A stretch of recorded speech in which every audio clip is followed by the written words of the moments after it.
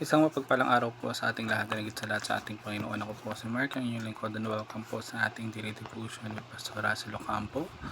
And lakayin pa rin po natin ang buhay ni Daniel. Topic natin is about what makes an ideal leader. Sa scripture naman po natin, ito po matatagpuan sa Daniel chapter 3.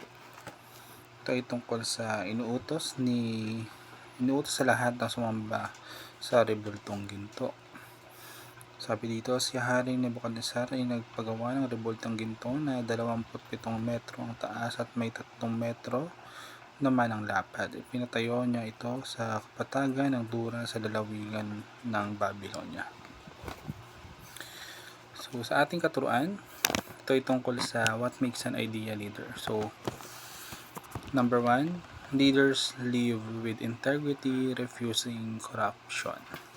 So yung tunay na pinuno or mga namumuno ay namumuhay ng may integrity at hindi sumusuko sa katiwalian o maling gawain. Pinipili niya na gawin yung tama kahit na may mga alok na pabor o kapangyarihan kapalit ng kanyang prinsipyo. Yung ganitong katapatan ang nagiging pundasyon ng tiwala ng mga taong pinaglilingkuran niya.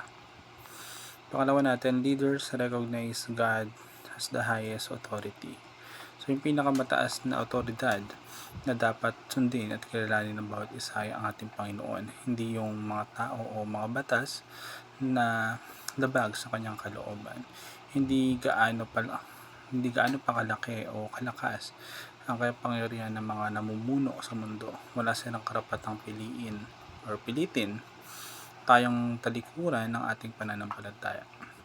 Yung pagkilala sa ating Panginoon bilang pinakamataas ang nagbibigay sa atin ng tamang gabay sa lahat ng desisyon natin. Pangatlo natin, leaders are willing to live and die for what is right before God. So yung tunay na tagasunod ng ating Panginoon ay handang isakripisyo ang lahat, maging ang sariling buhay para manatiling tapat sa Kanya.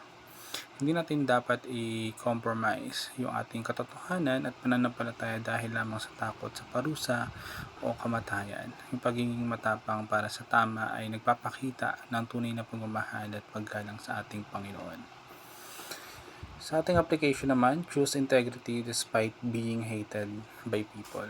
So, piliin natin manatiling tapat at gumawa ng tama kahit na ikaw ay hindi maintindihan or kahit tayo ay kutsain o galitan ng ibang tao. Huwag nating baguhin yung ating prinsipyo para lamang magustuhan tayo ng karamihan o makaiwas sa hirap. So yung integrity natin ay mas mahalaga kaysa sa pagtanggap o paghanga ng ibang tao.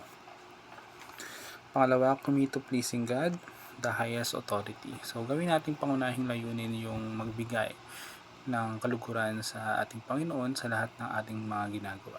Sa halip na pasahin natin yung mga tao o sumunod sa uso, sa bawat desisyon natin, isipin natin na kung ito ba ay kalugod-lugod sa ating Panginoon bago isaalang-alang yung sasabihin ng iba. Yung pagsunod sa Kanya ang pinakamahalagang responsibilidad natin sa ating buhay. Pangatlo, call upon the name of the Lord consistently. So, ugaliin natin laging lumapit at manalangin sa ating Panginoon sa lahat ng oras.